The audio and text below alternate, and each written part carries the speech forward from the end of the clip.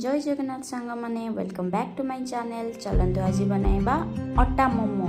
प्रथम आम कड़ई रे गोटे चमच तेल नबा एवं से छोट छोट कटा जाइथिबा रसुण और कंचा लंका को ऐड कर नबा। यह टिके समय भाजी हो गला परे वर्तमान आम से ऐड करिबा वेजिटेबल रे मु एठी पियाज गाजर पत्रकोबी और मशरूम नहीं आपण चाहिए पनीर मध्य यूज करि पारन। पियाज टिके भाजी हो सारा परे आमे सब वेजिटेबल दे ताको किछि समय फ्राई करि नबा। वेजिटेबल टिके भाजी हो गला परे वर्तमान आमे सेथिरे स्वाद अनुसार लुण आ किछि गोलमरिच गुंड ऐड करिबा।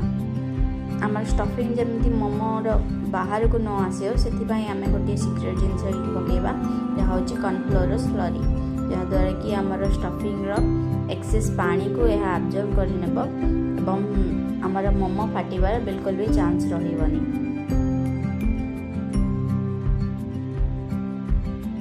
लास्ट रे मुझे किछि सोया सॉस आउ किछि रेड चिली सॉस ऐड करुछि। यह मोमो स्टफिंग रो टेस्ट बहुत बढ़ाई देती। लास्ट रे स्प्रिंग अनियन ऐड करला परे हमर स्टफिंग एटी रेडी हो गला।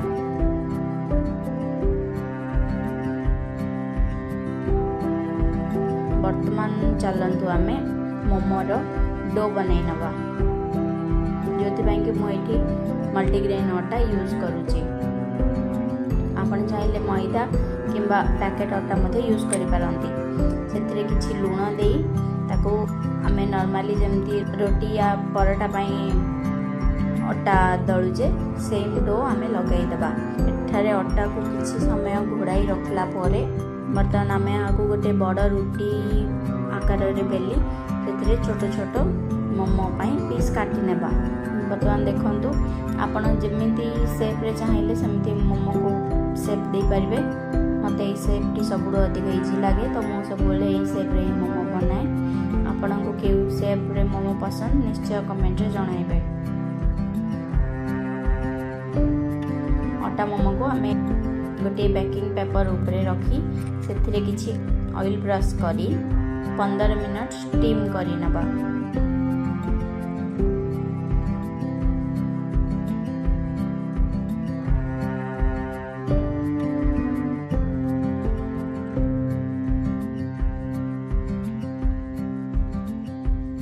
देखो ये 15 मिनट हो सारी आम मोमो को बाहर करी ता उपरे किछि चिली फ्लेक्स और धनिया पत्र स्प्रिंकल करिबा।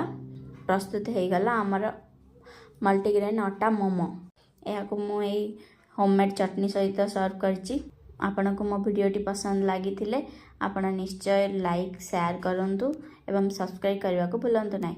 Thank you.